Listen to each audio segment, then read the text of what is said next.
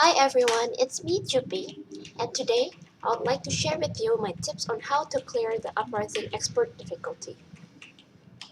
I'll give you the picture of the timing starting from the payload because a lot of people are having difficulties starting from there. And I'm not sure if everyone's gonna be having the same timing, but this was what I experienced several times, so I figure it's better to put it out there. So the first minute has no specific mob to take note of, and so you just need to just kill the troopers and the small things, and the small things is the priority. And then at around 2:59, the detonator, it drops and you need your Reinhardt to charge it when it gets close to your payload, and your DPS just needs to focus on the small mobs. At around 2:35, there will be another detonator, so you just need to do the same thing. At minute 2, a Bastion will come and the Tracer will need to use Pulse Bomb, and the rest of the team will have to finish him off. If the Tracer don't have any troopers to take care of, you can just continue to kill the Bastion. And at minute 1:30, another Bastion will come and Torbjorn will have to use his ult while the rein need to charge him. And of course, Tracer will help if there's no trooper. At another Bastion will come at 0:40, and if by this time your Tracer don't have the pulse bomb yet, you need to use your Reinhardt ult, and if necessary, you use your Mercy ult, but you don't use the charge because at 0:20 the third detonator will come, so your Rein will have to keep the charge for that one. So after that, you're basically your payload is basically moving, and I think not many people have problems in the moving the payload. So let's just move on to the resurrection priority, the rest.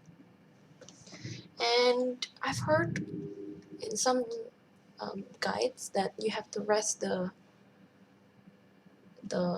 tracer, but in my experience, I usually keep the resurrection for the Reinhardt.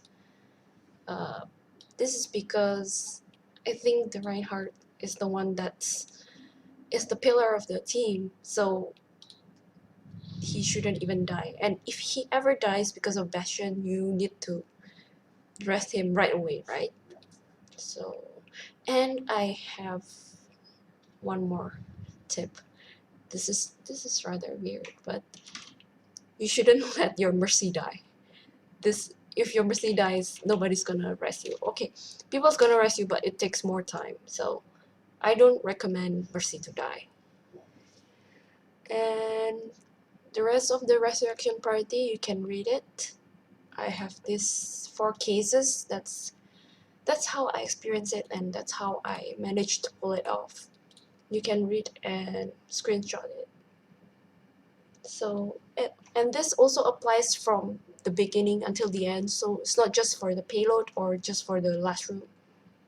And then during the payload push, you need to make sure to clear everyone before you enter the last room because they will flank you. Now for the last room, it's really where a lot of people are having problems, and it's really hard for the healer because the bastions are having double dates with Orisas, and they're having a blast, and you're just like disturbing them, and you just have to feel their wrath. So this picture shows a location of each the bastions and their Orisas. B symbolize the bastion, and the star symbolize the Orisa. I have put numbers of the priority of which should die first, but some people, they don't really even kill the bastions. Like the number 6, they don't even kill the bastion, and then they just kill the bastions first before the Orisa, so it differs from group to group.